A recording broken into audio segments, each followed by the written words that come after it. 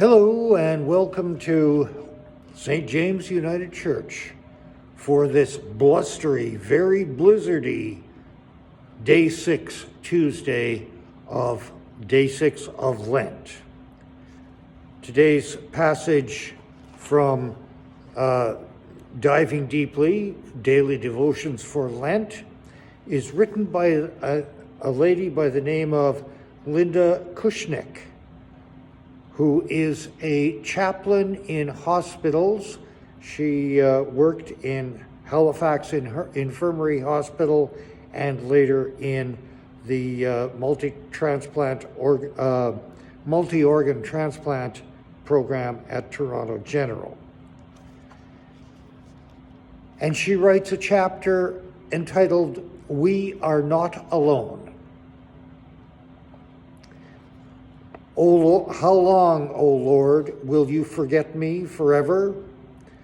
How long will you hide your face from me? How long must I bear pain in my soul and have sorrow in my heart all day long? That is from Psalm 13, verses 1 to 2. She writes of her experience in the hospital. The hospital is a very different place at night. Tonight I am on callback duty. All the chaplains take turns carrying the pager, and tonight is my turn. The hallways that were full of activity during the day are empty now. The lights are turned down, and my footsteps echo off the walls as I walk to the nursing station. I'm on my way to see a patient whom the nurse reported had grown very anxious and upset. She wants to see the chaplain. Jean has been in hospital for 3 days. She came in with abdominal pain and was admitted to the unit after tests showed a mass in her pelvic region. Since admission, Jean has seen numerous doctors and undergone another test earlier in the day. The nurse told me that she has not had the results, but has been told that they should have them in the morning. She has a family history of cancer. The quiet of the evening feels like it is pushing in with its weight. Most of the visitors have gone home. As I walk down the hall, I can hear the occasional cough. Someone's television is playing loudly, and another person is calling out for the nurse to come. I walk into the semi-private room and approach the bed by the window. The curtains are drawn between the beds, and only the light at the head of the bed is on, casting an eerie glow. I stop at the edge of the curtain by the foot of the bed. She looks up and I say, "Hi, Jean. My name is Linda, and I am the on-call chaplain tonight." She has clearly been crying and looks like she will start up again at any moment. She nods and motions me to come join her, so I pull up a chair to the side of her bed. I sit down, and Jean's hands start to tremble, and tears run down her face. Jean starts to apologize and to sob. I say, "It's okay to cry." And after a while, when the tears have slowed down, "I see that you are in a lot of pain. Can you tell me a bit of what's going on?" Jean tells me about her fears and loneliness. Her daughters are out west and have small children.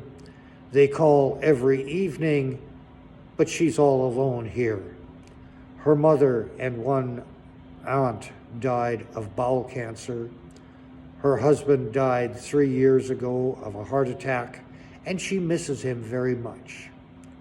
He was always there for her, and the quiet of the night makes his absences and her grief feel raw again. He would always make a joke when she was worried.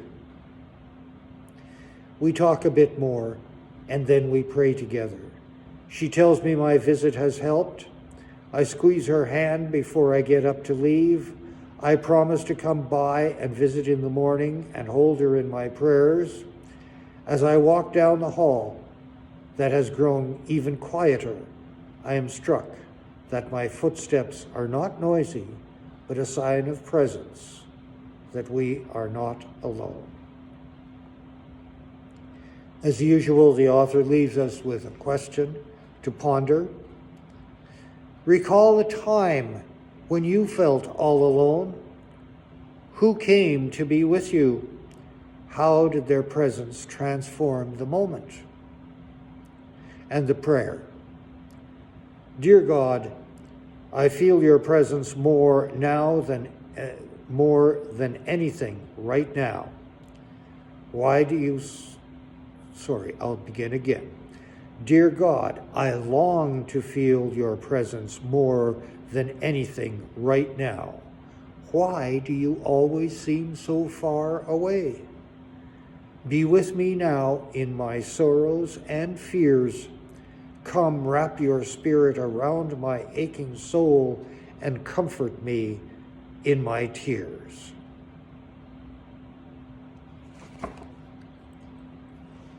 And I will switch now to Kate Bowler's book, Good Enough. And the author writes a chapter all about small things with great love, doing small acts of great love. And at the end of the chapter is a meditation, a prayer for the courage to love small. Dear God, bless me with a radical love, inventor of love, and may that love flow into and through me. Flood me with your kindness, generosity, and compassion, so that I may be your hands and feet in the world. Help me to remember that love isn't always in grand gestures or extravagant gifts, but in the small, faithful acts. Help me to remember it is in the showing up, in the work behind the scenes, and doing that which won't get us recognition. The one who is the first in and the last out. The generosity of time, resources, spirit. The one who leaves flowers in their wake. This is the long faithfulness that can change the world. Bless me, God, in this little way, to be able to do small things with great love, one small action at a time, until it is a bridge with a span that reaches from my little life to yours with each act of love.